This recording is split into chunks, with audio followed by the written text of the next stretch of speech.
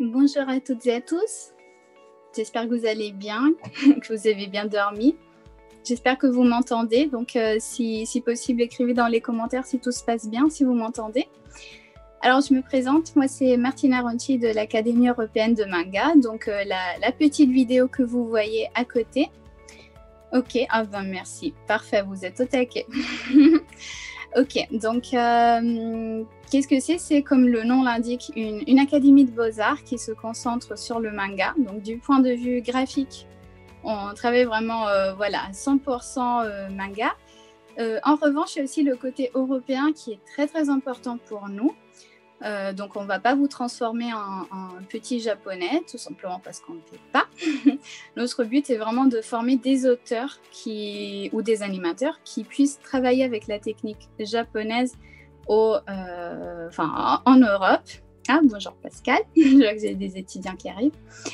Et donc, du point de vue de la narration, par contre, on se détache un petit peu de l'approche japonaise parce que finalement, le manga, c'est de la communication et donc il faut pouvoir communiquer avec votre premier public, qui est en l'occurrence, pour commencer, un public européen. Donc, c'est un petit peu ça le cœur de ce que nous faisons. Donc, graphiquement, Japon, mais du point de vue de la narration, plutôt européen. Donc, ici, les images que vous voyez, ce sont nos deux campus.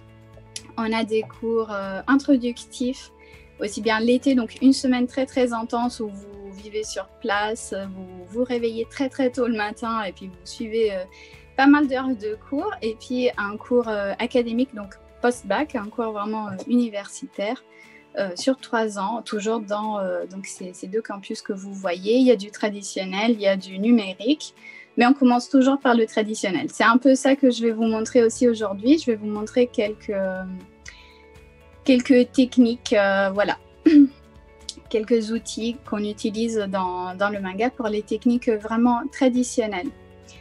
Donc, moi, je vais vous présenter un petit peu un programme comme ça. Je vais essayer de vous montrer plusieurs choses.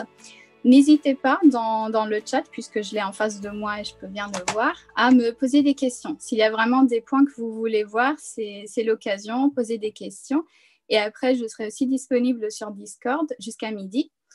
Si vous avez des dessins que vous voulez me montrer pour avoir des conseils ou des corrections, voilà, je suis là, je suis disponible.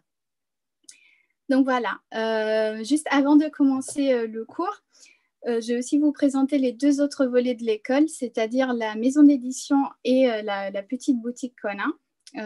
Donc, on a commencé à importer le matériel directement du Japon, puisqu'on ne le trouve pas, ou alors on a beaucoup de mal à le trouver dans des boutiques de beaux-arts. Et donc, le matériel que je vais vous montrer aujourd'hui, c'est du matériel que vous trouvez parfois dans des boutiques de beaux-arts. Et si vous ne le trouvez pas, vous pouvez passer par notre plateforme qui est Manga Tools. Donc, vous avez une description sur Discord. Et aussi, donc, on a une maison d'édition qui s'appelle Oromanga Édition. Quelques-uns d'entre vous connaissent peut-être les séries de manuels qu'on est en train de traduire du japonais et de publier et distribuer en France, Canada, Belgique et ainsi de suite. Et donc voilà, ce sont des manuels qui sont très très denses en information, mais du coup vous pouvez travailler avec pendant des années. Donc là aussi, si vous avez des questions par rapport aux livres, aux méthodes et ainsi de suite, il ne faut pas hésiter à poser des questions. Voilà, donc je pense que c'est bon. Je vais peut-être passer à la caméra où on voit un petit peu ce que je fais. Je vais allumer une petite lumière.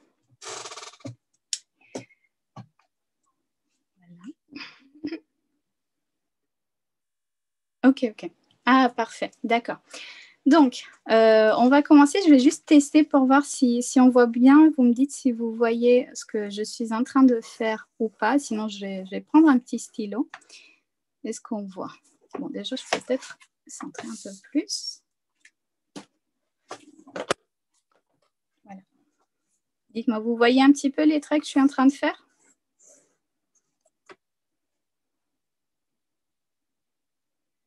On voit un peu? Pas transcendant, mais on voit. Ok. Bon, à la limite, je passerai après avec un petit stylo pour qu'on voit mieux. Ok, donc je vais commencer par le plus simple, à savoir le dessin du visage. C'est un chat ronron. Ah oui, absolument. On aime bien les chats. D'ailleurs, c'est dans notre logo. Ok. Alors, en général, quand on commence à dessiner, on aime tous un petit peu certains mangas ou certains animés. Alors, on commence en s'inspirant de ces mangas qu'on lit ou de ces animés qu'on regarde. Et ce qu'on fait, c'est qu'on copie un petit peu, ce qui est parfaitement normal. Sauf que quand on copie et qu'on commence, par exemple, le plus simple, dessiner un visage, on commence en dessinant, voilà, comme ça, je commence par l'œil, oh, c'est très sympa, ok, j'ai fait un œil. Et puis, mince, comment je peux faire, du coup, pour trouver mon visage? Où est-ce qu'il va? Le menton, à droite, à gauche, un peu plus haut, un peu plus bas. Bon, d'accord, j'ai fait une moitié de visage. Maintenant, comment je fais l'autre moitié? Et où est-ce que je place l'autre œil? Ça devient tout de suite compliqué, en fait, de réussir à avoir un visage, et pour le coup, après, encore pire, un corps qui soit vraiment bien proportionné. Donc, ce que je vais vous montrer aujourd'hui, c'est un peu une technique de base, mais qui est vraiment très importante. Ouais, premier cours de dessin, très bien. Qui est vraiment très importante pour pouvoir vous détacher, en gros, de la copie. C'est bien de s'inspirer des autres, de plusieurs auteurs. On fait tous un peu ça. Mais à un moment donné, il faut aussi commencer à créer ses propres personnages. Et pour faire ça, on utilise quelque chose qui n'est pas très, très sympa au début, mais après un moment, ça va. C'est-à-dire une sorte de construction géométrique. Vous aurez sûrement vu plein de modèles par rapport, par exemple, au visage, avec des ronds, qu'on essaye de considérer plutôt des sphères, plutôt que des ronds, parce que la tête, elle est un peu 3D en vrai. Donc, vous pouvez avoir un modèle, par exemple, avec une sorte de croix qui descend. Vous pouvez, alors il y en a certains qui font directement une sorte d'ovale pour le visage. C'est plutôt quelque chose qu'on fait en animation parce que ça vous permet d'avoir concrètement toute la base de votre visage jusqu'au menton. Ça dépend de vous. Il y a plusieurs méthodes. L'important est de commencer par une base. Alors, au début, quand on fait ça et qu'on n'est pas habitué, le visage, il a l'air, ou le corps, quand on passe au corps, il a l'air un petit peu, comment vous dire, pas très naturel, si vous voulez. Ce n'est pas forcément très, très sympa au début parce qu'on est fixé sur, par exemple, voilà, comment je fais un visage. Je vais séparer ma sphère en deux. Comme ça, j'ai une première bande et une deuxième. Et puis, qu'est-ce que je fais? J'en ajoute une troisième qui fait à peu près la même taille. Donc, 1, 2, 3. J'espère que vous voyez. Je peux peut-être rapprocher la caméra. OK. Oui, voilà, il ne faut pas être méchant envers vous-même. Donc, même moi, j'ai fait des ronds, ce ne sont pas, c'est pas parfait. Donc, ne vous inquiétez pas. c'est le début, c'est un croquis, il n'y a pas de souci. Donc, j'ai une première partie, une deuxième partie, et puis ici, donc si ça, vous imaginez que c'est la sphère un peu du crâne, en bas, on va mettre, qu'est-ce qu'il y a sous le crâne? Le menton, la bouche, les éléments comme ça. Donc, bien sûr, vous pouvez gérer un petit peu la taille de ces zones comme vous le souhaitez. Si vous faites un œuf, voilà, vous avez directement le menton ici. C'est à vous de voir. Ça dépend aussi du personnage, de son âge, du style de dessin que vous avez, tout simplement. Donc ici, ce que je vous montre, c'est un peu une base, et après, c'est à chacun de l'adapter selon son style et selon ce qu'il est en train de faire. Donc une fois que j'ai cette construction de base qui va quand même m'aider, ce que je peux faire, on commence pas par les yeux. Je sais que c'est la chose la plus drôle à dessiner, mais on va commencer plutôt par le contour du visage. C'est vraiment, voilà, on met un petit cadre par rapport à, pour mettre des éléments dedans. Donc ce cadre, si vous ne savez pas trop comment le faire, l'idée c'est que, vous voyez ici, j'ai un peu un point où, peut-être pas, voilà, ici, hop. Vous voyez qu'il y a le point où la sphère de mon crâne est un peu à son apogée, on va dire. Donc, je ne vais pas rentrer ni aller à l'extérieur, je vais juste descendre ici. Je descends tout doucement jusqu'à la fin de cette zone 2. Et après, ce que je fais, c'est que je vais rejoindre la ligne verticale qui indique un peu la moitié de mon crâne plus bas. Alors, bien sûr, cette version de gauche, elle est un petit peu dure quand même. Enfin, ça ne me donne pas très, très envie. Mais ça, c'est juste un début. Donc, je vais prendre un stylo, même si ça ne se fait pas, hein, on ne dessine pas au stylo. Mais c'est pour vous montrer avec la caméra. Donc, est-ce qu'il écrit mon stylo? Bien sûr que non. C'est génial. Ok, est-ce que celui-là, ça marche? Oui, parfait. Ok, donc une fois que j'ai cette forme-là de gauche qui est un petit peu dure, tout ce que j'ai à faire, c'est d'aller un peu l'arrondir. Après, ça dépend du personnage. Par exemple, je pense que vous avez tous remarqué que si je dessine un personnage masculin, il va avoir en général des traits un peu plus marqués, un peu plus carrés par rapport à un personnage féminin. Donc pour un personnage féminin, je vais plus arrondir que pour un personnage masculin. Donc à vous de voir. Je vais faire un être neutre.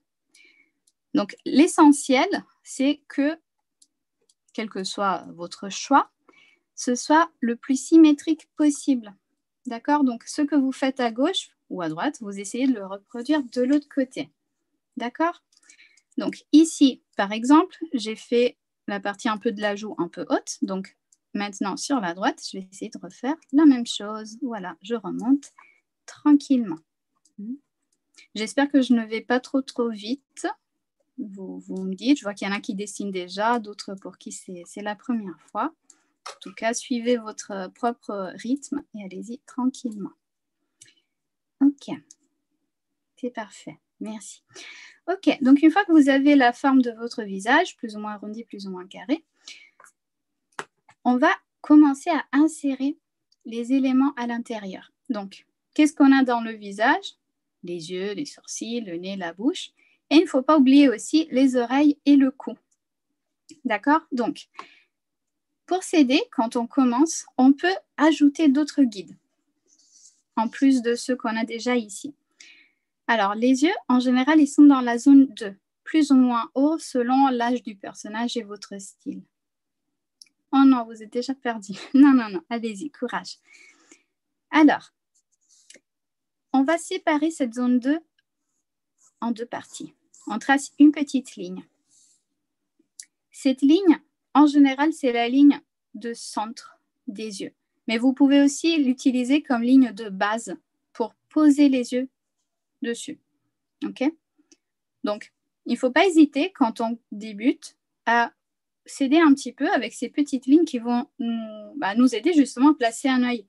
Parce que si j'ai juste, ça, même avec la forme de mon crâne, et que, voilà, je place un œil, voilà, là comme ça,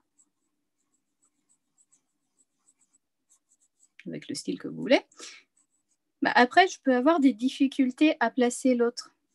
Donc, il n'y a pas de honte, il n'y a pas de problème, on a juste, voilà, à prolonger un petit peu cette ligne de base de l'œil, ou la ligne du haut, ou les deux, et bam, je sais déjà au moins quelle taille aura mon œil de gauche. D'accord? Donc, toutes ces lignes-là que je vous montre, c'est pas... voilà, à un moment, on arrête de les placer. Enfin, la croix, en général, on la garde, hein, mais toutes celles-là, on arrête. Mais ça peut vraiment vous aider au début. Et donc, maintenant, la question est de savoir où est-ce que je vais les placer à l'horizontale, mes yeux. Peut-être qu'un certain nombre de vous sont fans de Dragon Ball, de Toriyama, et du coup, ils auront tendance à placer les yeux un peu comme ça, très proches les uns des autres. Par rapport à un visage qui aurait, je sais pas, ce contour-là. Alors ça, c'est un style très, très particulier. Mais normalement, ce n'est pas le vôtre, c'est celui de Monsieur Toriyama. Donc, on va peut-être éviter de le copier jusqu'à ce point. Les yeux, il ne faut pas qu'ils soient ni trop près, sinon on a l'impression d'avoir un personnage qui louche, ni trop distant, sinon on a l'impression d'avoir une grenouille. Ok. Donc, ce qu'on va essayer de faire, au moins pour commencer, c'est en fait de prendre notre moitié de visage dans la largeur et la séparer encore en deux. Vous avez juste à descendre et ici, vous trouvez le centre de l'œil. Bon, je sais, là, pour l'instant, il est inquiétant, mais après, on peut construire autour tout ce qu'on veut. On fait la même chose de l'autre côté. Donc, j'ai une moitié de visage ici, cette zone-là. Je la sépare en deux, je descends et je trouve un peu le point central. OK? Donc maintenant, ça, c'est le centre. C'est un peu la pupille si vous voulez. Et après, on va construire autour. Voilà, oui, merci. C'est très important de décomposer en forme géométrique pour pouvoir faire quelque chose de vraiment correct après. Donc, ce petit bonhomme inquiétant, après, vous pouvez le modifier quand vous voulez. Vous créez les formes pour les yeux que vous préférez. Il n'y a pas de souci. Chacun son style, chacun son truc. Après, les yeux peuvent être plus ou moins longs aussi. Donc, ça aussi, ça dépend du style. Je ne vais pas m'attarder là-dessus parce que je pense qu'en général, c'est vraiment la partie que vous préférez, dessiner les yeux. Chacun a un peu son truc. Donc, si votre œil, il est très long, vraiment grand au niveau de la taille, vous avez juste à prolonger un petit peu, à faire une zone plus large pour votre œil. Si vous voulez faire quelque chose, par exemple, d'un peu classique shoujo.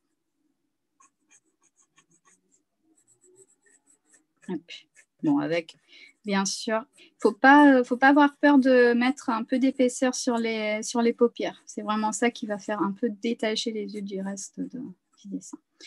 Okay, donc après, à l'intérieur, vous mettez ce que vous voulez, vous faites des hachures, vous faites un dégradé comme vous le sentez.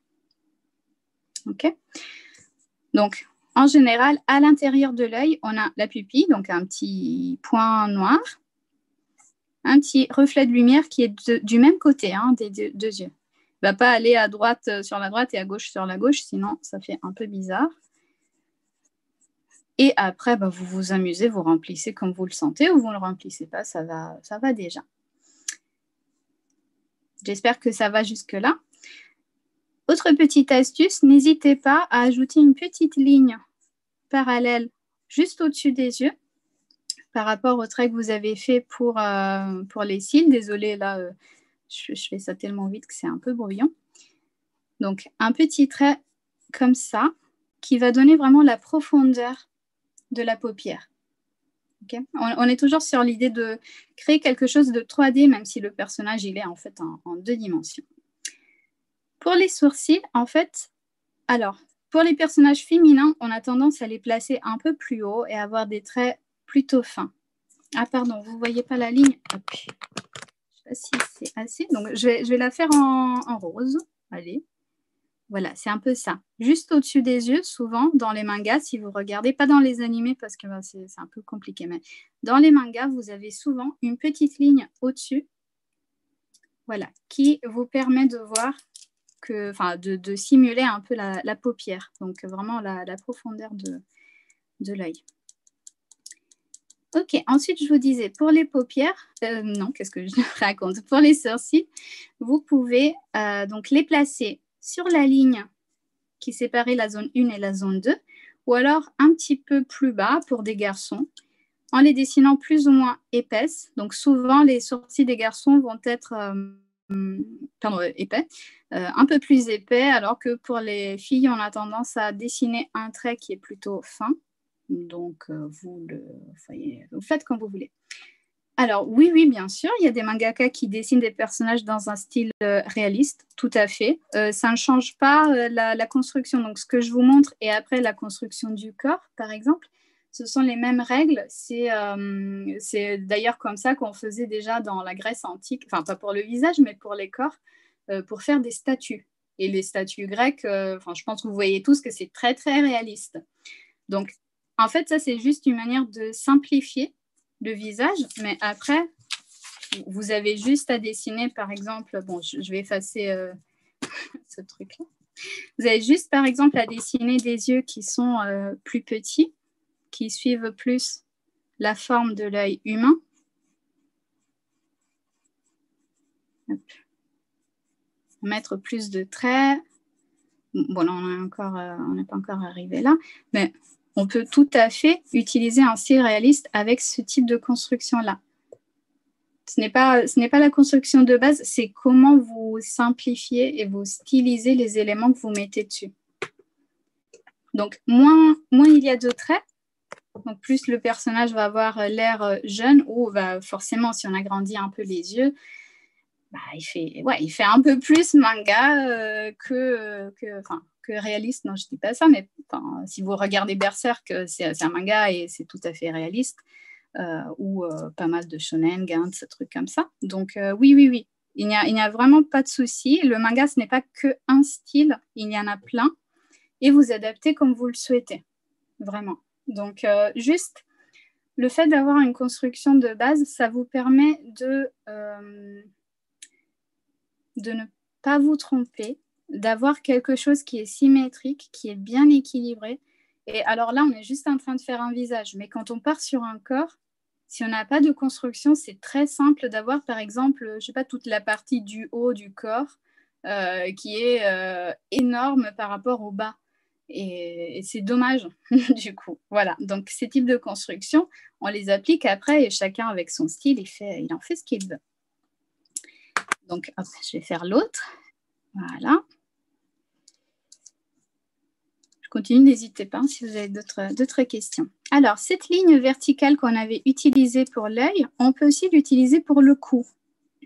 Et alors, pour le cou, juste faites attention. Alors là, aujourd'hui, c'est la galerie des horreurs. Hein. Je vous montre tout ce qu'il ne faut pas faire. Le cou, ce n'est pas un triangle, pas un cône, ou... Là, on dirait une bouche d'ailleurs. Il ne fait pas ces formes-là. D'accord? Le cou, c'est un cylindre. Donc, il est droit quand il descend. D'accord? Donc, même quand vous dessinez un visage, essayez de tracer un tout petit peu, au moins le début de la ligne du cou, parce que ça donne un peu de stabilité à votre visage. Donc, vous avez juste en fait à prolonger ces lignes qu'on avait tracées pour nous guider pour les yeux. Bon, après, forcément, il y a aussi des muscles. Il y a le trapèze qui arrive, et donc ça ne fait pas non plus ça, le cou, par rapport au visage. C'est pas ça. Ça c'est pas très joli. Notre personnage, il n'est pas content. Ça va descendre un peu plus, un peu comme un toboggan. D'accord? Mais bon, ça, c'est plutôt quand on va ajouter le corps. Et donc, vous pouvez, voilà, déjà imaginer un peu quelque chose comme ça. Ok, maintenant, on va placer les derniers éléments. Donc, et voilà, je vais vous montrer aussi que ces lignes qu'on a utilisées pour les yeux, elles vont nous servir pour autre chose aussi. Donc ici, la ligne centrale des yeux, c'est aussi la ligne qui marque le début de l'oreille. Donc, notre oreille, en général, essayez vraiment de prendre un doigt, de toucher le bout de votre œil et puis d'aller vers l'arrière. Donc, d'aller toucher votre oreille avec votre doigt. Je ne sais pas si c'est clair. Normalement, vous voyez que c'est aligné. Ok, donc que de profil, hop, votre œil, il est aligné avec le début de votre oreille. Pas la partie la plus haute, vraiment la partie où ça s'accroche un petit peu. Ok? Ça c'est l'œil. Yeah, je suis contente. Donc, ça, vous pouvez vraiment tester sur votre propre tête avec un doigt, vous touchez et c'est bon. Voilà. Donc, ça aussi pour nous dire que du coup, quand on veut placer nos oreilles dans un personnage, on a juste à faire la même chose. Ça va partir ici, puis ça va dépasser un petit peu. Et puis, même chose, ça descend jusqu'à la ligne du nez. OK, la base du nez.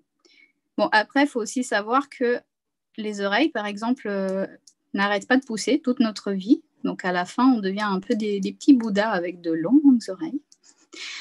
Le nez aussi, d'ailleurs, je crois. Donc, selon l'âge aussi du personnage, vous les faites plus ou moins grande, plus ou moins petite. Non, non, non, vous inquiétez pas, vous n'avez pas du tout l'air bête. Quand on dessine, de toute manière, comme on dessine des êtres humains, on a déjà un modèle fantastique, c'est nous-mêmes. Donc, il ne faut pas hésiter. Quand on dessine des expressions, on les fait nous-mêmes. Comme ça, on sent, par exemple, sur notre visage, quelle partie tire un petit peu, quels muscles sont en train de bouger. Si on serre les yeux, si on les plisse un petit peu. Donc, tout ça, oui. Peut-être que si votre maman ou votre copine ou votre je ne sais pas quoi rentre à ce moment-là, ils vont penser que vous êtes un peu bizarre. Mais si vous aimez le manga, de toute manière, vous êtes perdu. Donc, je rigole, bien sûr. Okay. Donc, une fois qu'on a placé ça, avec voilà, le style que vous voulez, on a tendance un peu, même dans le dessin de face, à faire ressortir les oreilles. Ok, par rapport à une vraie vision de face. Donc, les personnages, ils sont tous un petit peu Dumbo, effectivement, dans les mangas. Donc, pour placer le nez et la bouche. Alors, il faut savoir que plus la distance entre les yeux, le nez et la bouche est longue, plus elle est importante, plus le personnage va avoir l'air âgé. Donc, un peu adulte, si vous voulez. Donc, si vous voulez faire un enfant, vous aurez un personnage qui a de grands yeux, Bon, je fais juste des ronds. Hein. Et voilà, une petite bouche tout près. D'ailleurs, c'est un peu comme ça pour les chibis aussi. OK ? Si on veut faire un personnage qui grandit, on va éloigner les yeux qui vont devenir de plus en plus petits du nez qu'on va dessiner de plus en plus et de la bouche. Donc, tout ça pour vous dire que là, du coup, la hauteur où vous allez placer le nez dépend aussi de l'âge de votre personnage. En général, on va placer le nez un peu ici, là où tout se rejoint. Mais si vous voulez faire un personnage un peu plus âgé, vous avez juste à baisser un tout petit peu, pas beaucoup. Par rapport au style pour dessiner les nez, c'est un peu comme pour les yeux, vous avez des tonnes de styles différents. Vous pouvez faire un petit trait, un petit triangle, dessiner les narines et un petit peu la cloison nasale. Vraiment, vous faites comme vous le sentez, sachant que pour un personnage masculin, on aura tendance à dessiner un peu plus que pour un personnage féminin. Donc là, je vais faire un petit triangle comme ça. Et la bouche. La bouche, en général, ne dépasse pas, ne pensez pas One Piece, hein, du coup, c'est un contre-exemple. Mais autrement, la bouche ne dépasse pas ces 2 lignes verticales, vous avez vu, non, les guides des yeux et du cou. Donc, on va la placer à l'intérieur, plus petite et arrondie pour un personnage féminin, plus large et serrée pour un personnage masculin. Donc là, encore une fois, ça dépend de ce que vous êtes en train de dessiner, chacun son truc. Et l'important est que ce soit donc symétrique. En général, on a tendance à dessiner donc une ligne qui est celle qui sépare les 2 lèvres et puis une ligne plus arrondie ou moins arrondie en bas pour lèvre inférieure. Ok, donc ensuite, on peut ajouter les cheveux. Alors, je ne vais pas vous montrer les cheveux parce que c'est un peu long et je voudrais vous montrer un peu autre chose. One Piece n'est pas contre nature, mais disons que c'est très exagéré. Après, encore une fois, c'est un style. Hein, mais comme c'est un style un peu particulier, commencez par trouver le vôtre. Donc, juste une recommandation pour les cheveux, c'est que les cheveux ont du volume. Donc, on ne va pas les coller ici sur le crâne. Je vais continuer ma galerie des horreurs. On ne va pas faire ça. Et on ne va pas dessiner fil par fil. On va considérer vraiment qu'il y a tout un volume au-dessus de ce crâne-là, enfin, à moins de faire des personnages chauves, genre Saitama. Ça va aussi, on aime bien les chauves. Mais, hop. Donc, il y a tout un volume que vous allez remplir avec vos cheveux. D'accord? Et les cheveux, ils ont un point central et après, ils peuvent donc suivre la rondeur de la sphère. Il faut vraiment imaginer que la tête est une sphère. D'accord? Donc, hop.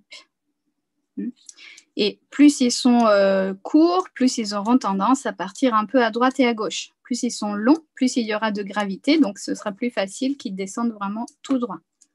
Okay. Si ça vous intéresse, pendant le confinement, on avait fait un programme d'atelier manga gratuit que vous trouvez sur YouTube. Ça s'appelle Manga Workshop. Donc, je vous l'écris, vous l'avez sur Discord, je vous ai mis le lien. Hop. Et donc, vous avez vraiment une version un peu plus approfondie pour le visage, pour les yeux, pour les expressions, pour les cheveux, pour plein de choses. Donc, si vous voulez, vous trouvez ça, voilà, vous pouvez continuer un petit peu le dessin de votre personnage, voilà, tout seul, tranquillement. Maintenant, je voudrais passer à un autre point, parce que bon, le dessin, c'est bien sympa, mais c'est un peu une première étape. OK ? La deuxième étape étant l'ancrage. OK, donc...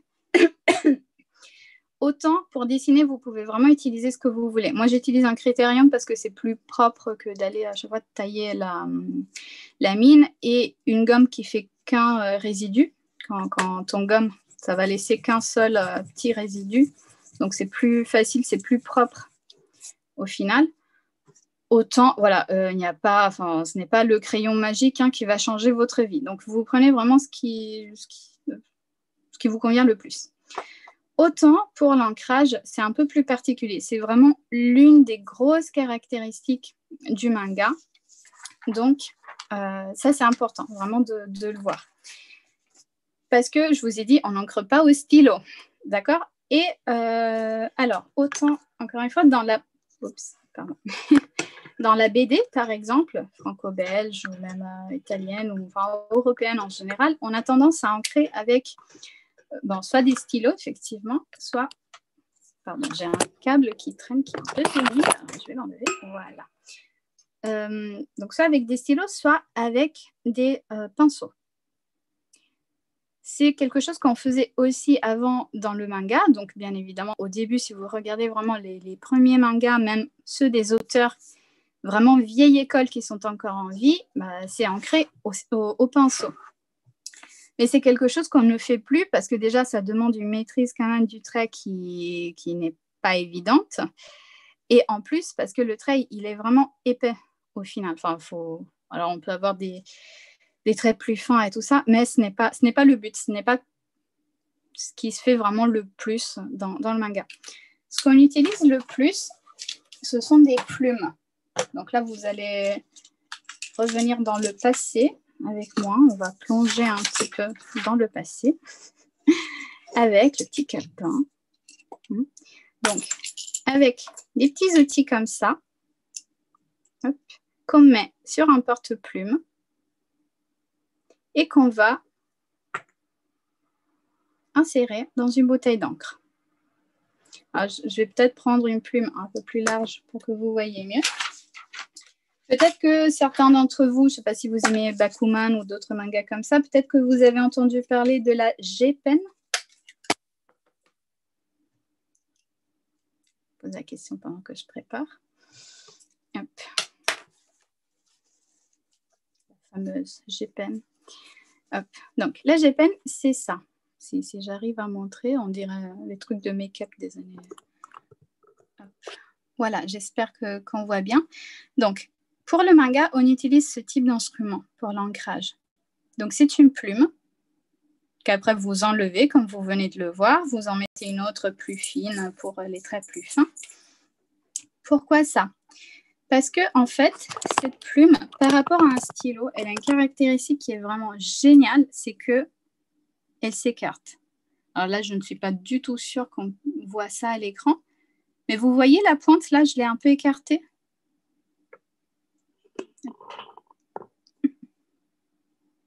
C'est bien, j'adore les blagues pourries. Ok, bon.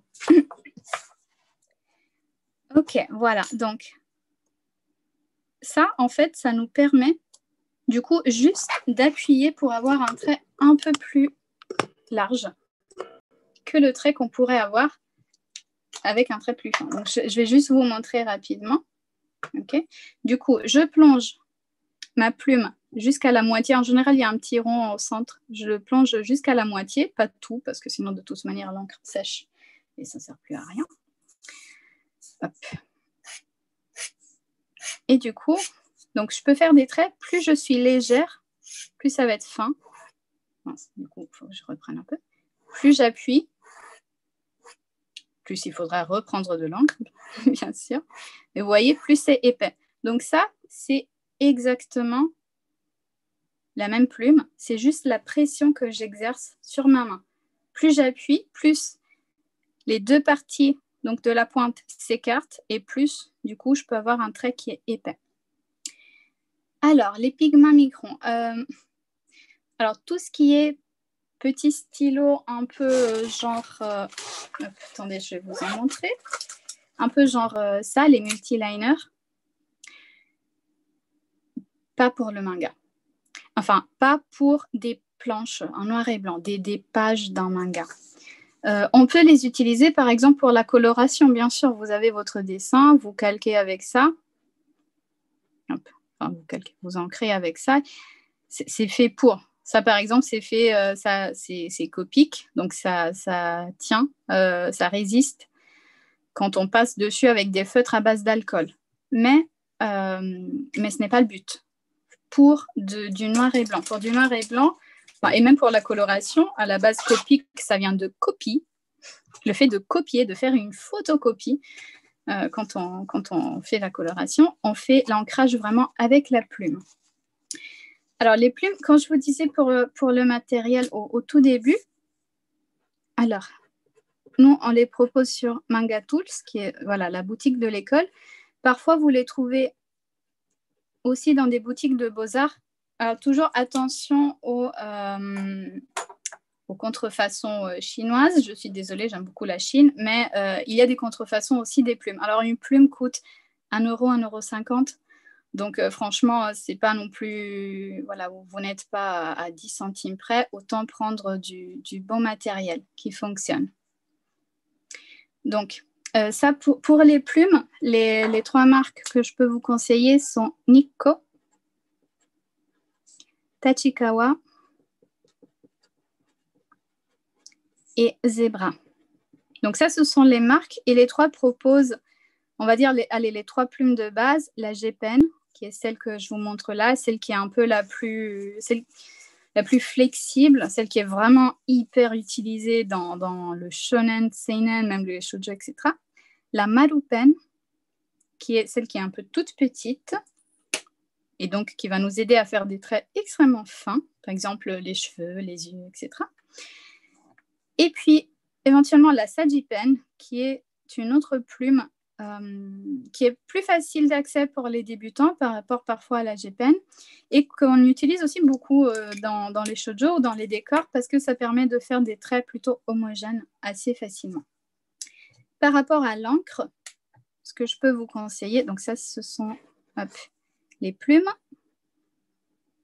Après, il y a d'autres pointes aussi, hein, mais bon, pour aujourd'hui, on va s'arrêter là. Pour les encres, je vous conseille Kuretake. Kuretake, par exemple, vous avez cette bouteille-là qui est géniale. Enfin, franchement, c'est l'une des encres les plus utilisées au Japon dans les académies et par les auteurs parce qu'elle est très fluide. Donc, ça veut dire que quand vous allez ancrer avec votre plume, ça va être très sympa. Ça ne s'accroche pas. Et elle a un rapport qualité-prix qui est exceptionnel parce que ça coûte genre 5 €. Donc, et ça dure longtemps. Après, il y en a d'autres, par exemple, celle que je vous montrais là. Je vais peut-être la fermer avant d'en mettre partout. Celle-là, elle résiste à l'eau et à l'alcool. Donc, si après ça, vous voulez colorer par-dessus, c'est très bien. Oui, tout à fait, Kuretake fait de très, très belles aquarelles. Je suis parfaitement d'accord. Il y a aussi Kaime. Il y a aussi... est-ce que je l'ai encore? Bon, il y a aussi Pilote, mais alors il faut faire attention parce que Pilote France n'est pas intéressé à importer l'encre pour manga. Donc, ils ont des encres qui sont parfaites pour tout un tas d'autres choses, calligraphie entre autres, mais l'encre pour calligraphie n'est pas de l'encre pour manga. C'est fait pour autre chose.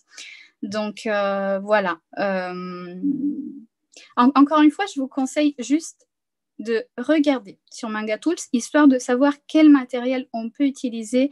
Là, c'est vraiment approuvé, c'est du matériel qu'on teste entre profs, qu'on utilise avec nos étudiants.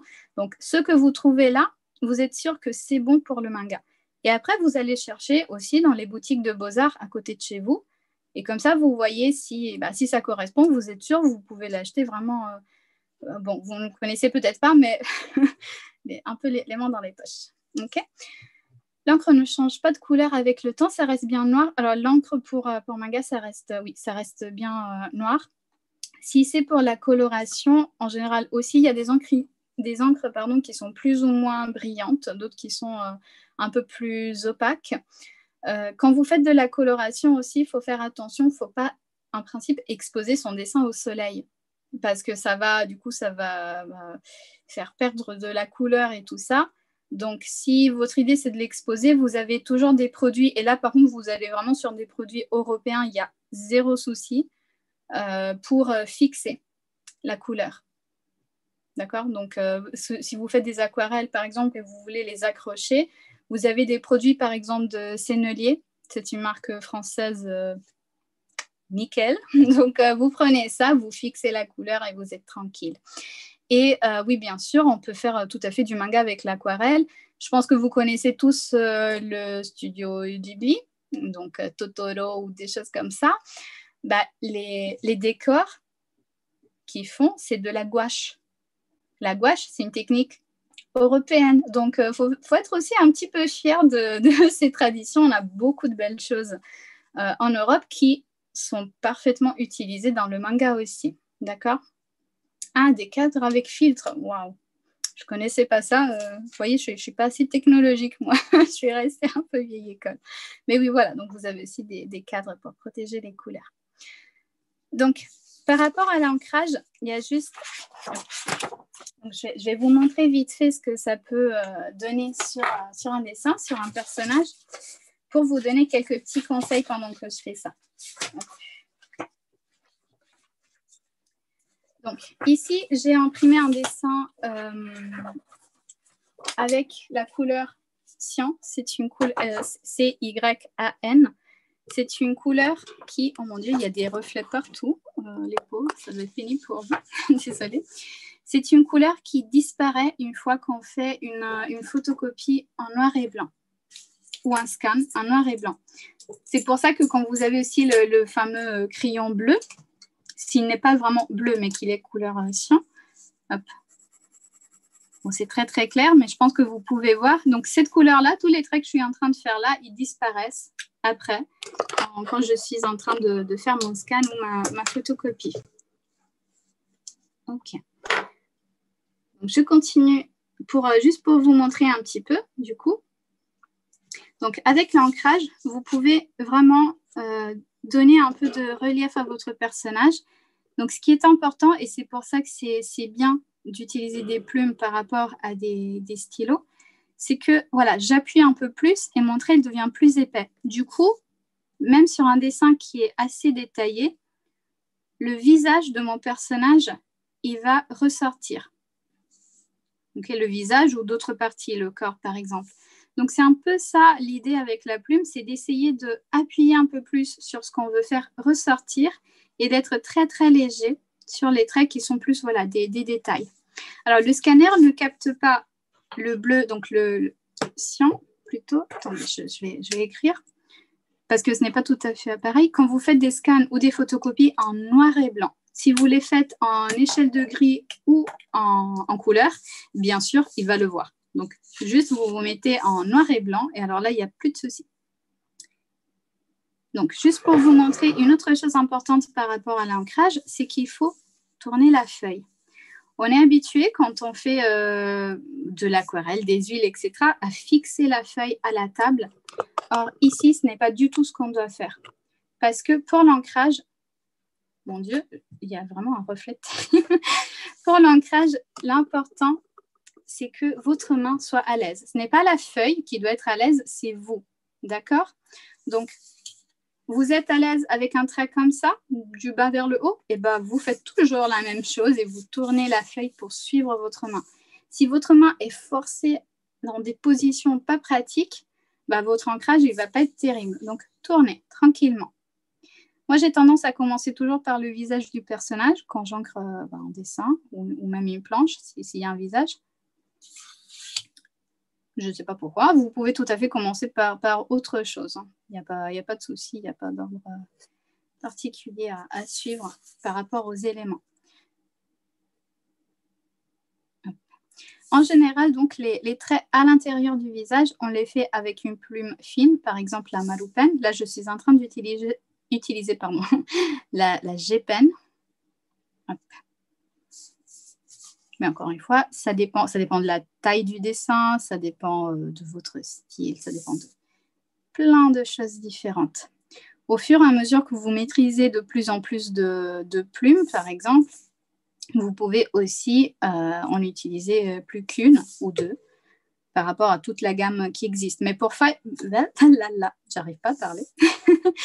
Pour ça, il faut tester. Donc, il faut se laisser le temps d'apprendre un petit peu. Il faut se laisser le temps de se tromper, de faire des ancrages dégoûtants au début. C'est comme ça, d'en mettre partout avec son encre et sa plume.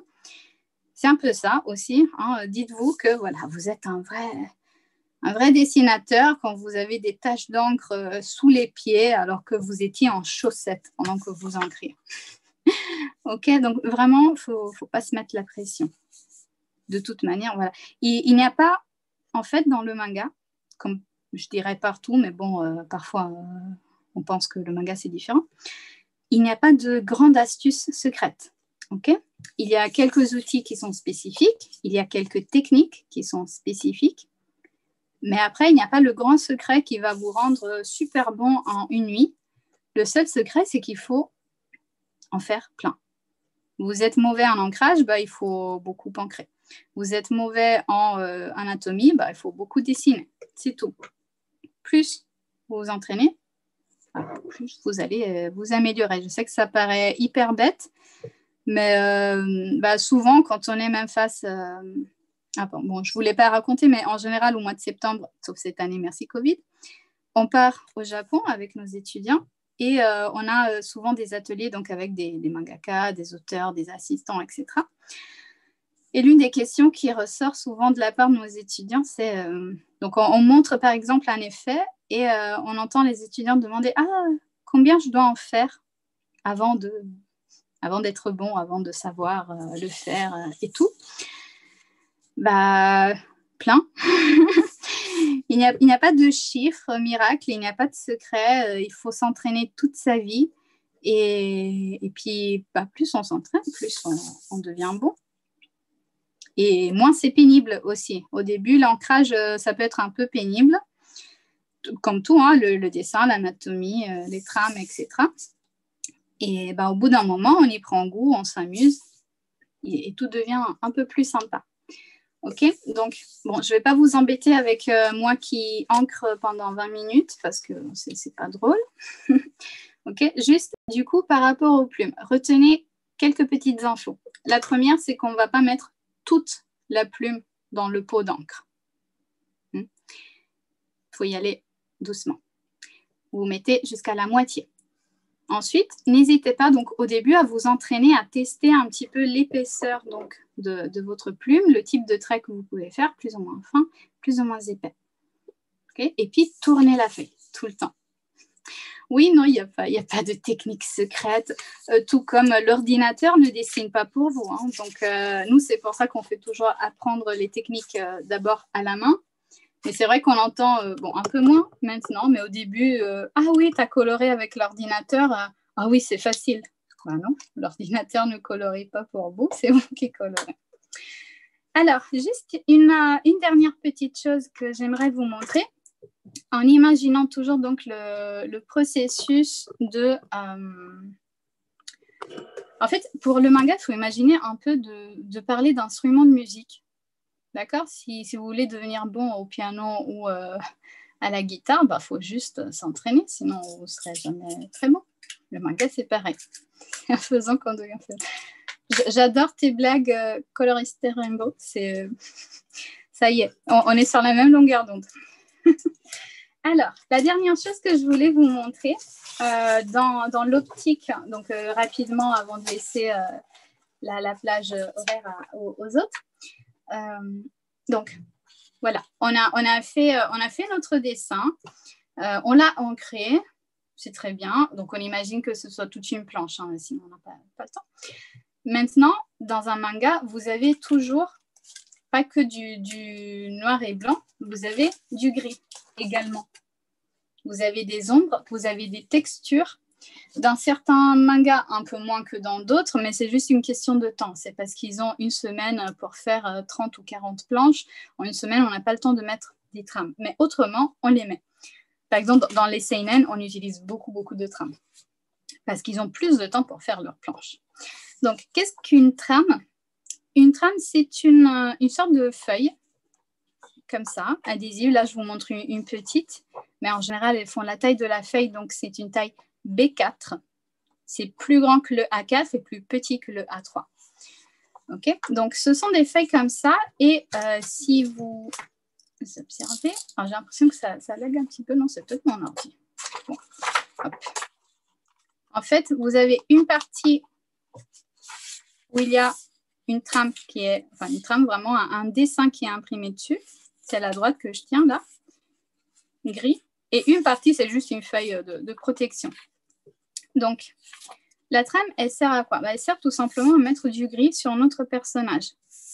Du gris ou des effets. Donc, je vais vous montrer un peu rapidement quelques types de trames. Vous avez donc, ça, c'est ce qu'on appelle en général des pointillés. Parce qu'en fait, ce gris, ce n'est pas un gris plein, c'est un gris qui est composé de points. Bon, je pense que ce ne sera pas du tout visible avec, avec le téléphone, mais faites-moi confiance. Et donc, ça permet d'avoir un gris qui n'est pas trop lourd. Okay, si on fait ça, par exemple, souvent la question c'est « Ah, mais pourquoi je devrais utiliser ça alors que je peux faire ça avec un feutre, un marqueur gris ?» Parce que le gris, il serait plein. Alors que là, il y a quand même du blanc. Ça laisse respirer un peu le dessin.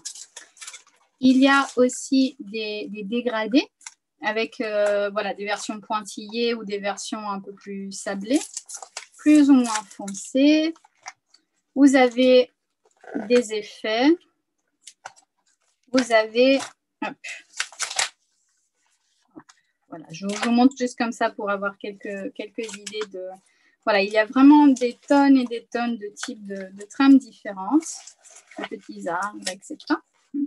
Et donc, tout ça, on peut l'utiliser pour créer des effets, pour donner un peu, entre guillemets, de couleur un autre dessin.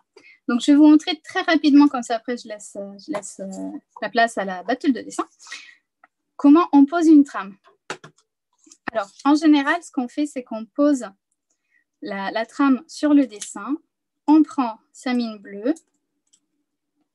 On trace les contours un peu plus larges. D'accord? Parce qu'on ne va pas être précis. Parce que sinon, on arrivera, je vous jure, on n'arrive jamais à remettre pile poil. Hop, donc, on dessine une marge un petit peu plus large. OK, très bien. Donc là, j'ai un peu le buste de mon personnage. Manga Studio, c'est plus économique, oui, mais malheureusement, je dois vous dire qu'on voit très bien quand une personne n'a jamais mis de trame manuelle de sa vie et qu'elle a des trames gratuites sur l'ordinateur parce que on en met des tonnes, on les met mal.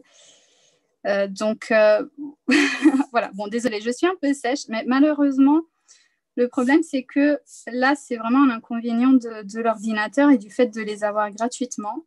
C'est qu'on ne sait pas les mettre. Et un professionnel voit tout de suite la différence entre quelqu'un qui a déjà mis des trames manuellement et quelqu'un qui n'en a jamais mis de sa vie. Donc, effectivement, c'est plus économique, mais je vous conseille toujours d'apprendre vraiment, de faire au moins une petite histoire, je ne sais pas, de 8 pages ou 16 pages, où vous faites tout à la main. Parce que sinon, c'est pas du tout pareil, malheureusement, avec l'ordinateur. Ensuite, on pose sa trame. Voilà, je peux juste y aller avec le doigt. Contrairement, par exemple, aux trames qu'on a pour l'architecture qui sont transférées sur la feuille, ici, c'est juste une sorte d'autocollant qui est posé et que je peux aussi déplacer tant que je ne l'ai pas bien appliqué. OK? Donc, une fois que j'ai bien appliqué, j'enlève les bulles d'air avec une spatule. Ça, c'est très important parce que les bulles d'air, elles vont, une fois qu'on fait, on ne les voit pas forcément à l'œil nu, mais quand on fait un scan, on les voit tout de suite. Donc, il est important vraiment de bien appliquer, d'enlever ça. Pourquoi pas faire avec le crayon? Parce que l'effet n'est pas pareil, tout simplement. Le crayon, ce n'est pas du tout pareil avec. Alors là, peut-être qu'avec la caméra, la caméra, c'est mon téléphone, hein, donc on ne voit pas beaucoup, mais quand vous lisez un manga, vous le voyez. Vraiment, c'est cet effet qui est un peu pointillé, qui est un peu. Vous voyez qu'il y a quand même du blanc entre les petits points qui font le gris. Ah, mais les trames, ne vous inquiétez pas, ce n'est pas le plus compliqué avec les trames, c'est de savoir lesquelles poser et comment les poser. Et maintenant, petite partie délicate, c'est qu'avec le cutter, on va enlever la partie qui est en trop. Et alors là, il faut être délicat. Pour vous dire, tout à l'heure, il y en avait qui se disaient « Ah, je suis nulle, je dessine pas bien en cercle » ou je ne sais pas quoi. Alors moi, la première fois que j'ai mis une trame, j'ai coupé la trame, la feuille, et la table en dessous. Donc, ça s'apprend aussi à être délicat. Okay, personne ne naît en ayant déjà appris des choses qu'il n'a jamais appris. Donc, vous suivez doucement votre dessin. Hop, hop, hop. Vous enlevez la partie en excès. Hop. Vous pouvez repasser ensuite avec la spatule pour vraiment bien appliquer. Et voilà, en principe, petit à petit, vous ajoutez donc vos trames. Si vous voulez faire des effets avec le cutter, vous pouvez gratter, ce qui vous permet d'enlever certains points et du coup d'obtenir un peu une sorte de blanc sur la trame qui vous permet d'avoir des reflets. Alors là, je fais ça un peu n'importe comment, mais c'est pour vous montrer.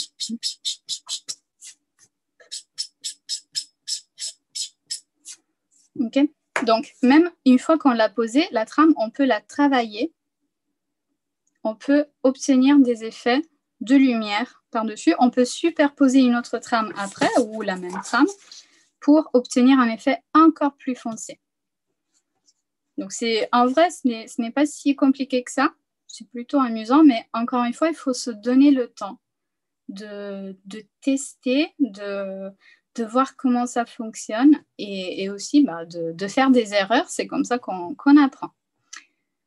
Ok, donc dites-moi s'il y a encore quelques questions. Sinon, je pense que je vais laisser la place aux autres pour pas trop tarder dans le programme.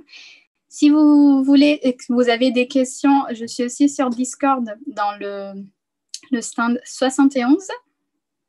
Je vais peut-être l'écrire quelque part.